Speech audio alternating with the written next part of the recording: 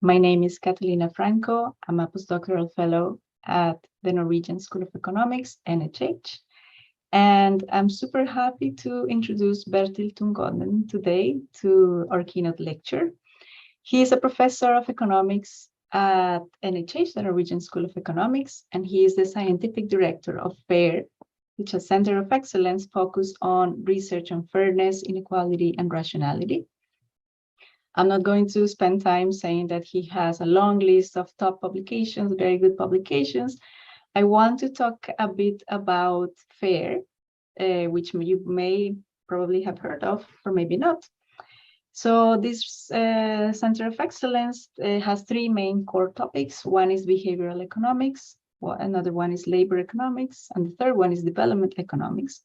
And the idea of FAIR is to address key questions in the social sciences and with important policy implications. For example, how the environment in which people are born shape long-term inequalities. What are the sources of inequality? How to best measure inequality? And one important topic that Bertil is going to talk about today is how fairness views differ around the world and how those views matter for inequality acceptance. So we are going to see his presentation. You are welcome to post questions in the chat. If they are clarification questions, I will stop Bertil to ask the clarifying question. If not, we're going to have a discussion at the end. And welcome, Bertil. It's great to have you here. You have about 35 minutes.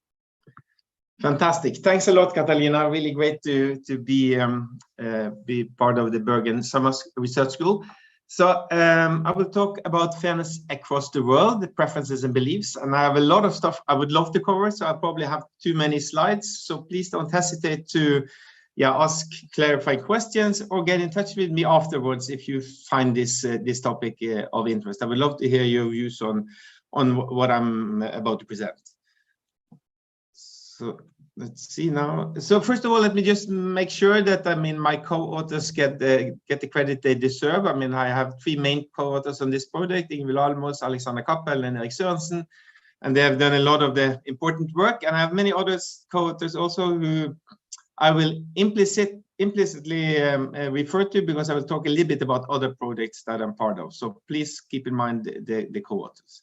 So I will start in a very simple way by showing you a map. And what is this map indicating? Well, this map is showing you the world. And for each country, we have indicated how much inequality there is in this country. Inequality, I have in mind income inequality, in such a way that the lighter the color, the more inequality. So this is measured by what is the main typical measure to use when one is measuring inequality, namely the Gini measure, which goes from 0 to 1. And if you just look at Norway, which is up there, this small country where you are presently attending the summer school, you see that that is very dark, which indicates that there is not a lot of poverty, inequality in Norway.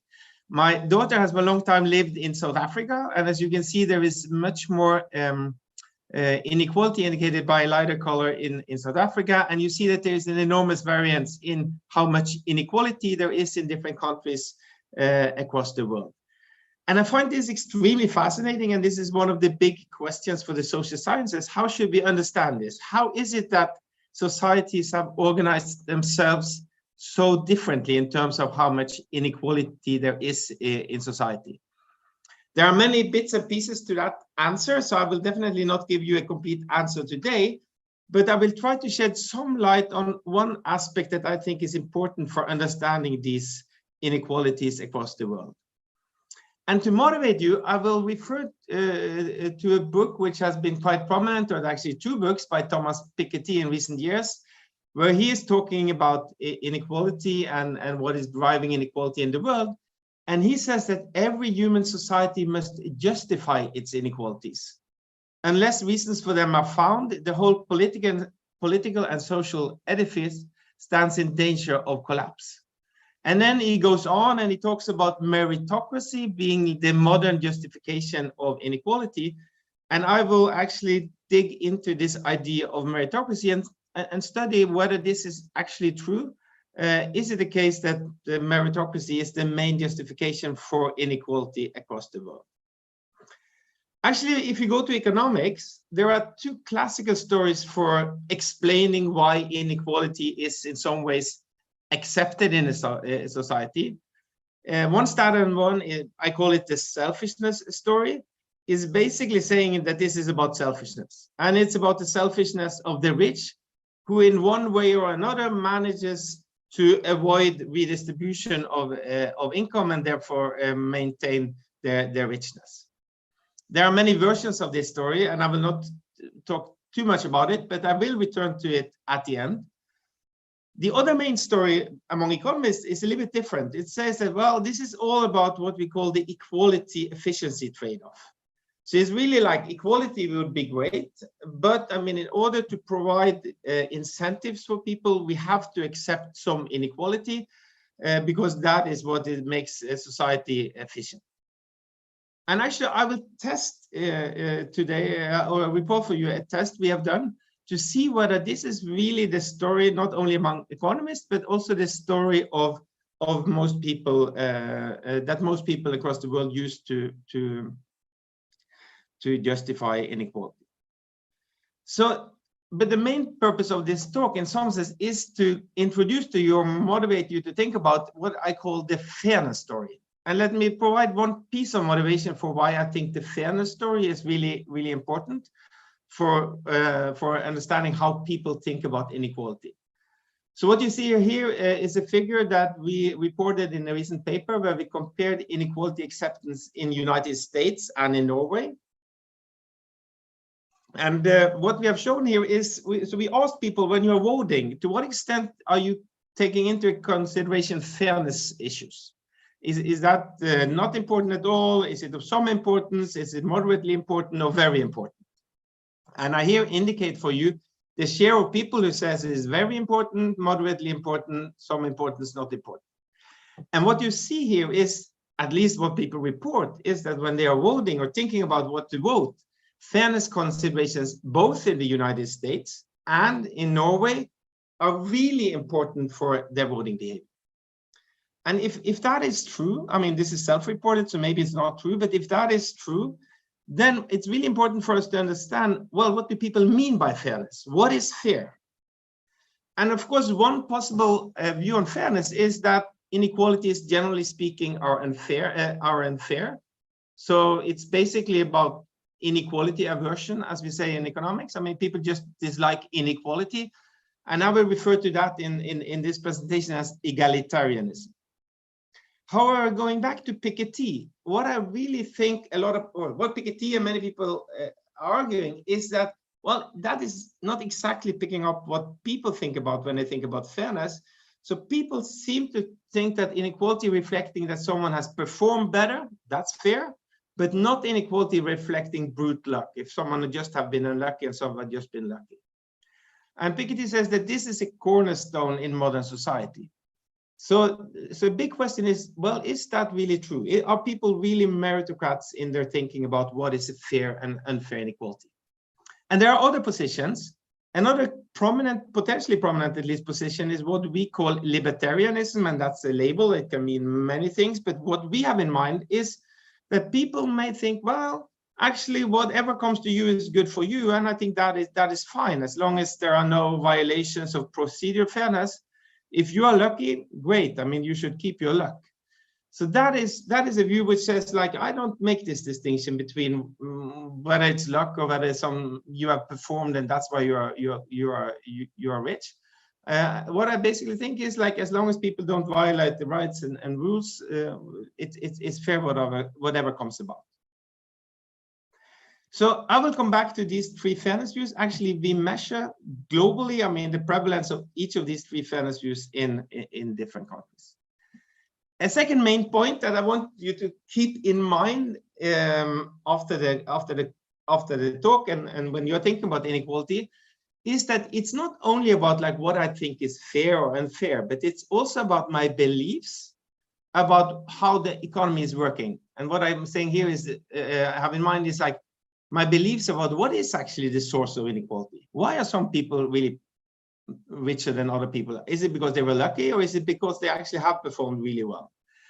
And it's my beliefs about the cost of redistribution. I mean, to what extent do I really think it hurts the economy to redistribute? And a meritocratic person will only find an inequality acceptable if she believes that the rich have performed better than the poor. So her beliefs are really important. And similarly, a person who cares about efficiency will only find an inequality acceptable if she believes that the inequality creates incentives that increases efficiency. So what I'm saying is that both the preferences, how much you value different the efficiency, and to what extent you actually find an inequality fair and fair, is important. But also your beliefs about how the economy works is really important. So this is what we wanted to study experimentally. And in some sense, there are two main ways of studying inequality acceptance experimentally. And one is what I call the stakeholder approach. And that is to say, let's now study experimentally how people allocate resources between themselves and others. So basically, that is really capturing my partial view. Well, if I'm in a situation and I have to share resources with others, how do I do it? I mean, to what extent am I willing to reduce an inequality if that is costly for myself? And this captures and includes the selfish considerations. Another view to study it, which will be the main focus on this presentation, is to take what we call the spectator approach and say that, well, actually, let's look at how people allocate resources between others. So let's remove the selfish aspect. So this is really not about money for yourself, but it's really about, like, how do you think an inequality between, to what extent do you think an inequality between two others is fair or unfair? And this captures what sometimes is called the impartial view, which has been seen as expressing our moral view on inequality. There's a long history going back to Adam Smith, arguing that if you really want to think about the morality, you should take this impartial view. So that is a little bit the focus we will have, really to study how people think about inequality when their own self-interest is not at stake. And we do it with experiments because that creates really a controlled environment where we can control the beliefs people have about the source of inequality, we can control the beliefs people have about the cost of redistribution, and we can actually study how people make consequential choices. So it will be choices that are for real, which will have implications. So it's not only about asking them what they think is a fair and unfair inequality.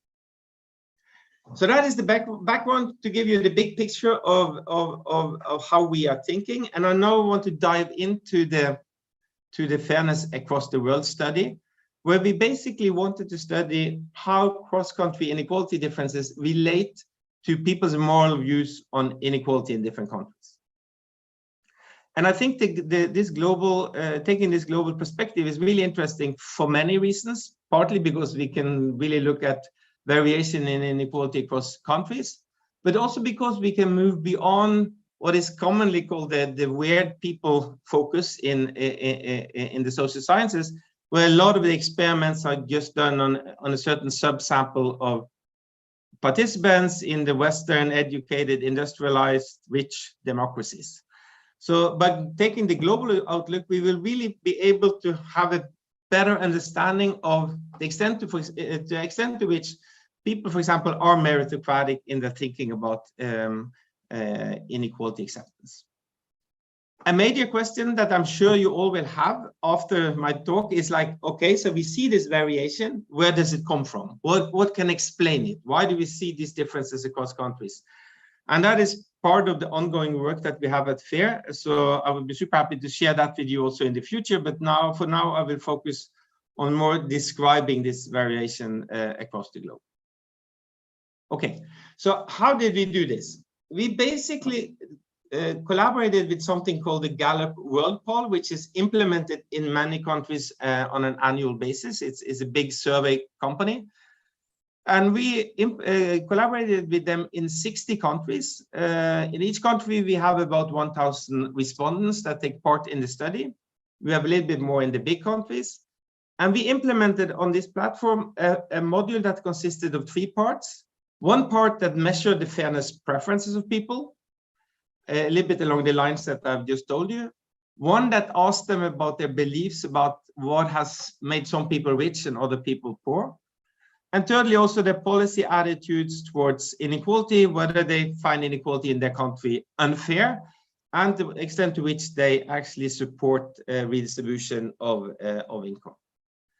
And I think this is quite a novel approach. So this is the first time the Gallup World Poll actually has implemented an experiment, but there are previous studies that have used this platform, and I will encourage you to look at the Armin Falk and co-authors study that was published in Quarterly Journal of Economics in 2018, which looks not at fairness, but at other preferences, and used the same, in many ways, the same approach. So the countries that were included in our study, we had 60 countries, and you see them on this map indicated by black. So as you can see, we cover most of the world in a good way, maybe a little bit underrepresented in Africa, but we have more than 80% of the world population and all the large economies included in this study. And when we have published papers, we will also make the data set available for others to dive into. Okay, so the way we did it, I mean, and I could have talked a lot about like how to work on a global scale and how to make sure that what you do is transportable across cultures and stuff like that. And please reach out if you want to know more about how exactly we did it. But basically, we implemented a super simple experiment. And that experiment was such that people were spectators, third-party spectators, so their own money was not at stake. And they decided whether to redistribute earnings between a pair of real workers. So we had real people who had done a job, and these real people we recruited through MTurk. If you don't know what that is, that's an international online labor market. So we use that for all countries. And we had these workers doing some work. And then they were told that one had earned more than the other, but there would be a third party who could then redistribute earnings. And these spectators whom we recruited then from the Gallup World Poll, they were then to decide whether to redistribute money between these two workers. So it is a very simple experiment, and it's illustrated here. So one worker had earned $6. This was always represented in the local currency, but this is how it looked in the US. And the other worker had earned nothing. And the question was now for the spectator whom we recruited, in total more than 60,000, you can redistribute here. You can take some of the money from the guy who has $6 and give it to the guy who has nothing. Do you want to do that? And we had to simplify a little bit. So there were three options for the workers. One was to just leave it as it is. So that would mean that, I mean, the guy who had 6 ended up with 6, and the guy who had nothing ended up with nothing. Or they could distribute somewhat, which would imply that the guy who had 6 ended up with 4.5, and the guy who had nothing got a little bit, $1.5 US. Or they could equalize completely to such that both of them got $3 US. So this was the choice, and we tested this in many countries before we implemented it. It was really fascinating to see how easily people related to this task. It was a task that they were quite familiar with, and people really also understood that this is not a hypothetical thing. It's a real thing, because we will actually implement whatever you decide for these two workers. Bertil, a couple of clarification questions. Yes. So Sanket is asking whether the spectators had information about the source of the inequality, why one worker was earning 6 and the other 0. Was it because of luck or merit? Absolutely. So this is what I will talk about now. Okay. So that will be like highlighted now in the next slides. Okay, and the other question is about, so the pool of workers is common. So for example, I'm from Colombia, I'm answering the survey, and I know these workers are in the US. Is that how it works, or are the workers from Colombia? Thanks. So that's both are great questions. So to the first question, I will go into the details of that now. To the second question about the identity of the workers, we never told them. We tested this out in many ways, and we have done other tests of it as well. We never told them that these workers were like an online labor market platform. We basically said these are two workers, and they've done this task, and one has earned 6 and the other has earned nothing, as I just illustrated. So and this was all stated in local currency. So our our interpretation of this is that people had in mind that these were two local workers, and it was always also scaled to to be the same pie in purchasing power parity in each country. So I think it's a very interesting question about whether the identity of the workers actually matters, and this is a question we often get. We don't have the answer to that. I can say that we have done some extra treatments and tested, and it doesn't seem to be a major thing, but we have not tested this globally, so I shouldn't make a general statement about it. Okay, so now I just need to remove this thing at the top. Let's see. Okay, sorry about that. I just wanted to take away this thing here. We don't see anything. Oh, you don't see anything? Oh, it's only me. Okay. I mean, only the slides. Only the slides. Okay, I see something, but that's fine. Okay, so now what's really important here is that the spectators were recruited into 1 out of 3 treatments. So in one treatment, they were told that the source of the inequality was luck. And in that treatment, they could then make this decision, as you see on the screen, about whether to leave it as it is or redistribute. And then we had 2 alternative treatments, one treatment being the merit treatment, where the starting point was exactly the same, but we now manipulate the source of the inequality. So those spectators who were allocated to this treatment were told that earnings were determined by the one who was most productive on the assignment. And the third treatment, which we call the efficiency treatment. In this treatment, we kept luck constant, but now we manipulated the cost of redistribution. So in this treatment, they were told that the source of inequality is luck, but now there is actually quite a large cost of redistribution of 50%, such that if you want to equalize, both will end up with 2 instead of, which means 4 in total will be paid out instead of 6 in total. And we also highlighted that there was a cost to transfer the money. So the point here is that we can now manipulate both the source of inequality, comparing luck and merit treatment. In one, luck is the source, in the other is merit. In both these cases, there is no cost of redistribution. And then we can study the impact of the source of the cost of redistribution by comparing the luck treatment with the efficiency treatment. In both these treatments, luck is the source of inequality, but in one, there is no cost of redistribution. In other, there is a high cost of redistribution. So let me just highlight 3 important design features in this study. First, and this is a costly thing, but we really wanted to make this clear. So for all the spectators knew that they were matched with a unique pair of workers, and they knew that their decision would be implemented with certainty. The other thing is that all the spectators across the world make decisions in exactly the same environment. And I think this is a little bit the beauty of doing experiments, that we can really, there are many reasons for Americans and Norwegians or like Colombians behaving differently because we are in different situations.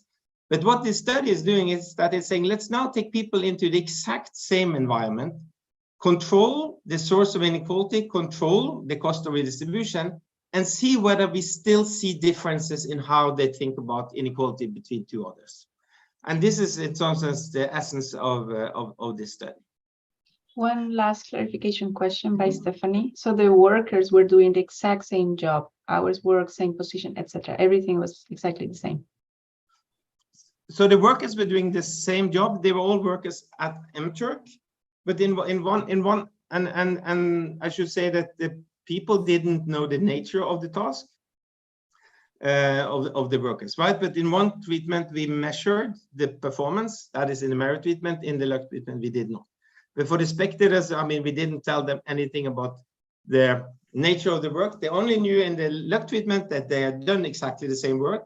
And in the merit treatment, that one had performed better than the other in the work. But they knew they were performing the same task. They knew they were performing the same task. Okay, thanks. Okay, so in this kind of setting, we have in mind that there are 3 main fairness views that are salient. And in some sense, what I say here is that there is no violation of procedural fairness in this kind of setting. I mean, there's not like someone is violating rules or something like that. So we argue that there are 3 main views. One is to be an egalitarian and think, well, I just generally think that inequality is unfair, so I dislike all inequalities. Meritocracy is, well, I just told you that you make a distinction between inequalities that are due to luck and inequalities that are due to performance. And libertarianism is saying, well, nothing wrong happened here, so I think it's fine. The starting point is fine, so I don't want to do anything about this. Okay, so that is big picture what we did. And I just to highlight one more thing, if I didn't say it, I mean, this was a between individual design, which means that not the same spectators were in all situations. Some spectators were in the luck, some in the merit, and some in the efficiency. So let me now show you a little bit of what we find in terms of these fairness preferences. So the way we do it is that we measure this in terms of the Gini, just to make it similar to, I mean, how we measure inequality in general. So this formula that you see here is basically saying that let's look at the difference between how, so X is what one guy gets and Y is what the other guy gets. Let's look at the difference between that and look at how that is compared to the total payout. So what this says is really that we get a Gini measure. If there is no, if the spectator decides to equalize, then this number will be 0, no inequality. If they redistribute, it will be 0.5. If they do not redistribute, if they distribute a little bit, it will be 0.5. If they do not redistribute at all and leave it as it is, it will be 1, because then we have maximum inequality. So what I now show you is a map that is a little bit similar to what I showed you earlier. It's a map of the world, and there are colors.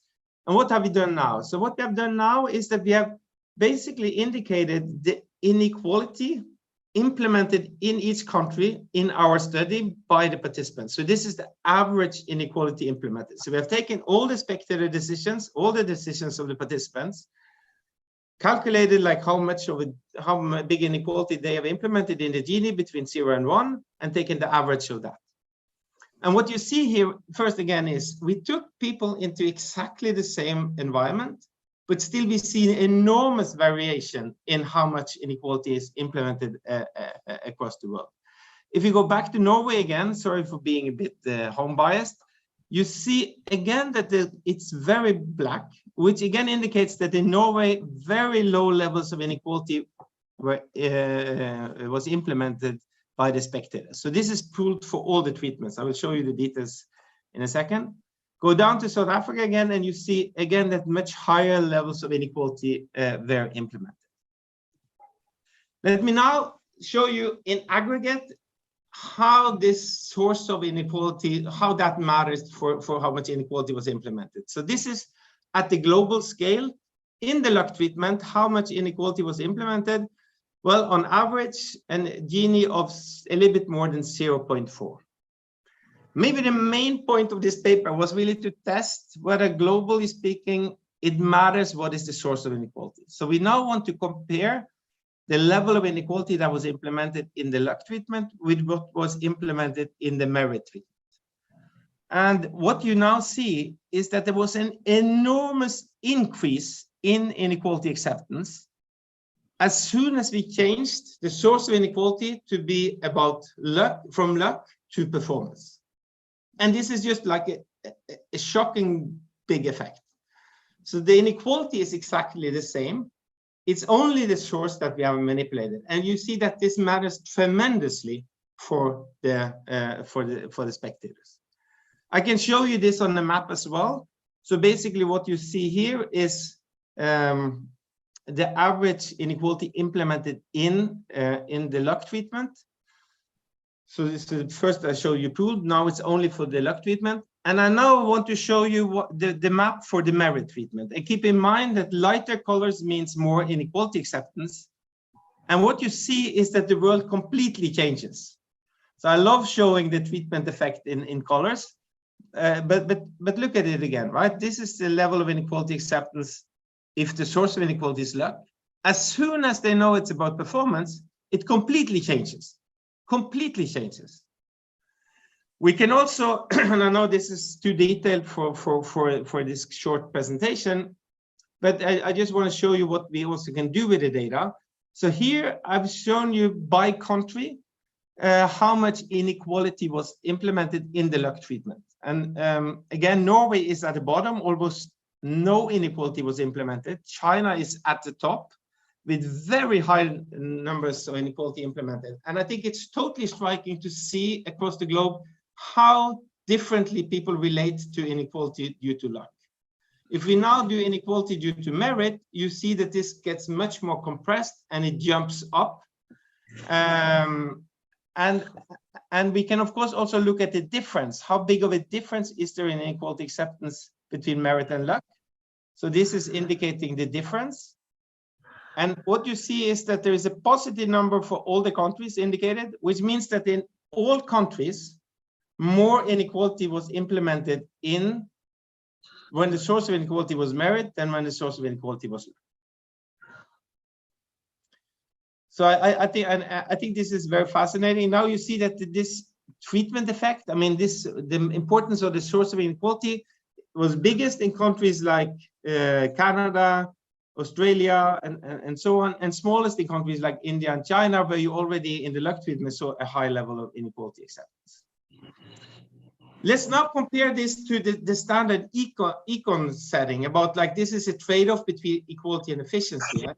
Because I told you that we also have we also had a treatment, efficiency treatment, where we only vary the cost of redistribution. So here, the source of inequality is luck, so it's the same in both cases. But in the luck treatment, there is no cost of redistribution. In the efficiency treatment, there is a cost of redistribution. The luck number you have already seen, so this is exactly what I showed you. But now I want to see if we impose a large cost of redistribution. To what extent, I mean, does this increase the willingness to accept inequality, which is like the idea of us economists? And you see that it increases it at a global scale, but the effect is much smaller than the effect of the source of inequality. It goes in the direction you would expect, more inequality acceptance when it's costly to redistribute, but much smaller effects of a large increase in the cost of redistribution, much more effect than the source of manipulating the source of inequality. And I think this really shows that the fairness story, I mean, whether people think the inequality is fair or unfair, is much more important for people's view of an inequality than this efficiency story, which we economists, and I think rightly so, often focus on. We can break this down by country as well. What you see here is that the effect of efficiency of introducing cost of redistribution is positive for most countries, but it's always small. So what we now can do, and this is again going very fast, we can now estimate the share of people being meritocrats, libertarians, and egalitarians in the three countries. And if you take one country and just focus on one country in this figure, like Canada, at the most rightmost place, you see that there is a lot of blue, which means there are many meritocrats. There is a little bit of green, which means that there are some libertarians, and a little bit of red, which means that we estimate some egalitarians. And now we show this for all countries. I think what's really fascinating about this is that this is not the Piketty story. So I started out saying that Piketty says that in modern world, meritocracy is all there is. No, that's not all there is. What we see here is that actually in many countries, the libertarian view is as dominant as the meritocratic view. And also there is quite a share of egalitarians in all countries. So the picture is more nuanced than the impression one can get when, for example, reading Piketty, which most likely draws from Western experiences. Okay, so that's what I plan to show on the preference side, on how people think about an inequality. Now I want to move to the beliefs.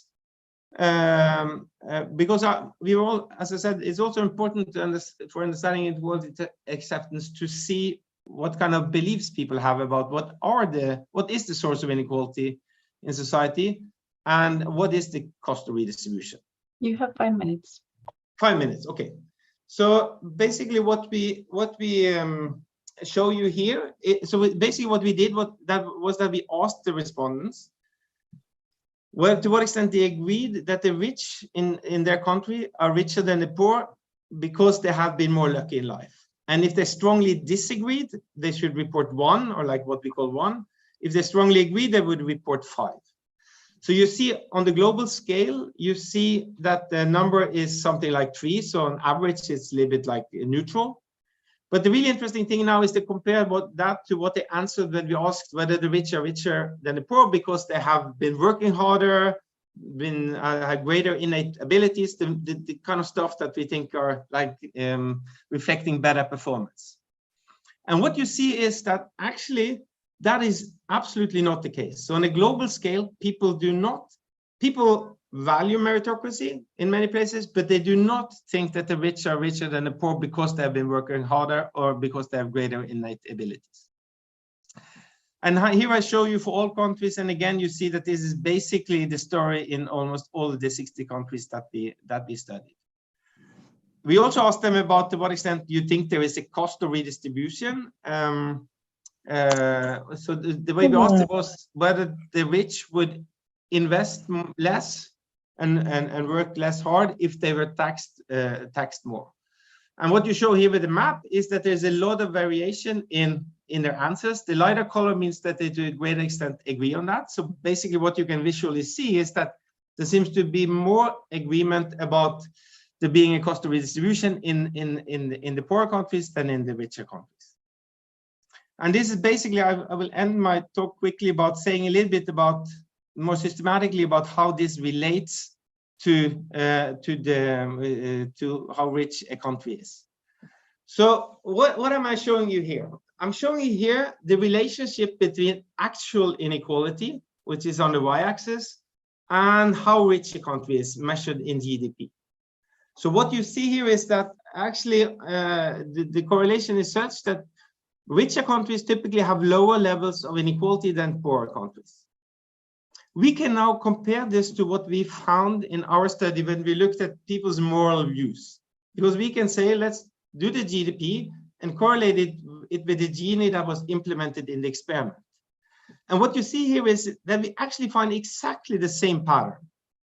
So we find that inequality acceptance is lower in the richer countries than in the poorer countries.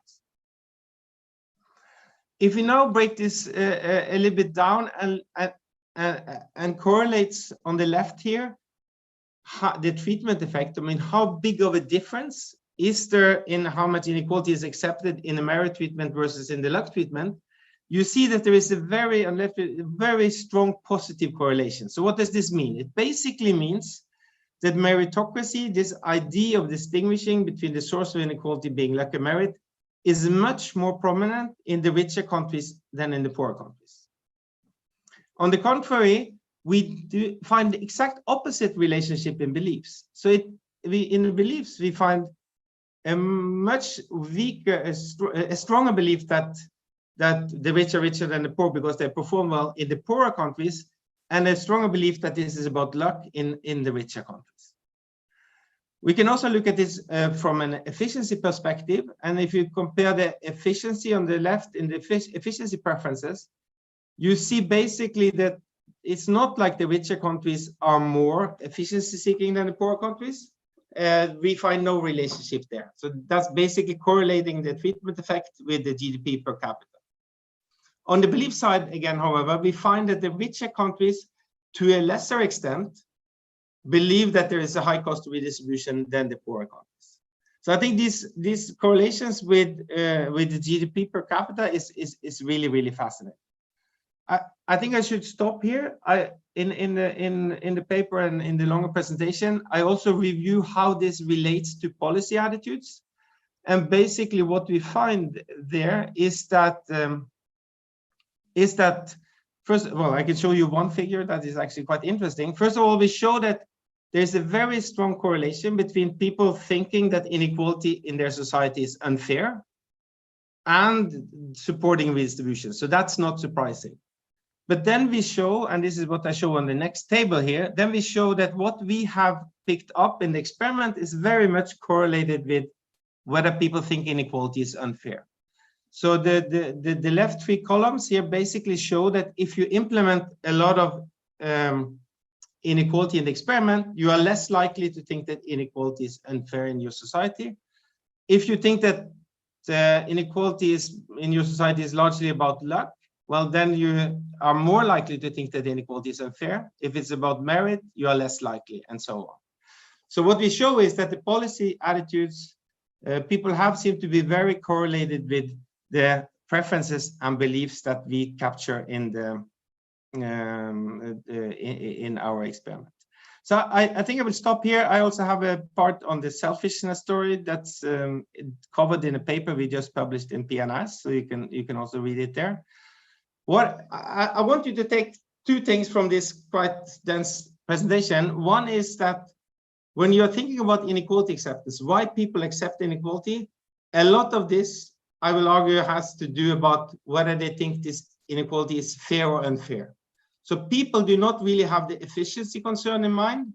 They have much more a fairness consideration in mind. And I think it's also fascinating for us to see that people tend to believe that luck is more important than merit in explaining inequality society, which is consistent with the fact that they also find existing inequality unfair. And this is my final slide. We find quite important differences between or across countries. And particularly, we see that this idea of meritocracy is much more prominent in the richer countries than in the poorer countries. So I'll stop here, Catalina, so we can have some time for discussion. Yeah, thank you so much, Bertil, for sharing this interesting and ambitious study with us.